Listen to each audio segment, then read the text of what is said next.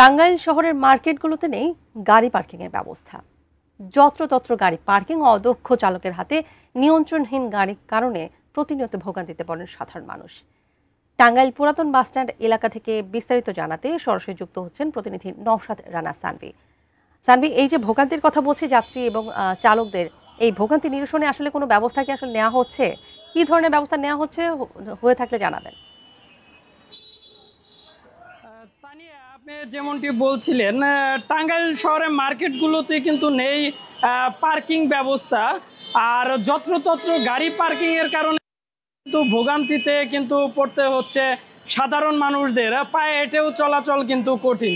পৌরসভা কিন্তু এক কথায় বললে চলে যে নীরব দর্শকের ভূমিকা পালন করছে। আমি দেখাতে চাচ্ছি যে পুরাতন বাস স্ট্যান্ডের যে চিত্রটি, সেটি আপনার মাধ্যমে দর্শকদের দেখাতে চাচ্ছি। শহরে অন্তত 30,000 অটো ও ব্যাটারি রিক্সা চলাচল করে, যা ধারণ ক্ষমতার বাইরে।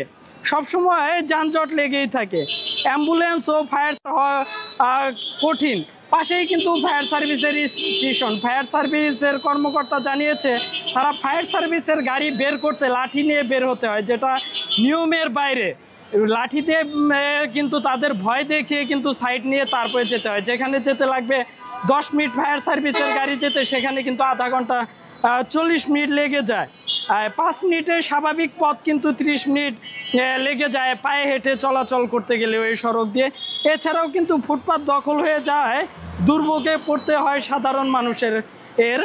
পৌর কর্তৃপক্ষ বারবার আশেপাশে যে বড় বড় ব্যবসায়ীরা আছে, তারা কিন্তু পৌর কর্তৃপক্ষের কাছে অভিযোগ জানিয়েছে যে ফুটপাতে যে অবৈধ দোকানগুলি আছে সেগুলি উচ্ছেদ করার জন্য, কিন্তু পৌর কর্তৃপক্ষ নীরব দর্শকের ভূমিকায় এক কথায় বলা চলে তারা পালন করছে। আর যে ফুটপাতে যে দোকানগুলি রয়েছে সেগুলি কিন্তু বিভিন্ন মহল ম্যানেজ করেই কিন্তু এই দোকানগুলি বসানো হয়েছে এবং নিয়মিত এই দোকানগুলি থেকে চাঁদা তোলা হয়। ভয়ে কিন্তু অনেক ব্যবসায়ীরাই মুখ খুলে না যে কারা চাঁদা নিচ্ছে। এই ছিল আমার কাছে টাঙ্গাইল থেকে সর্বশেষ।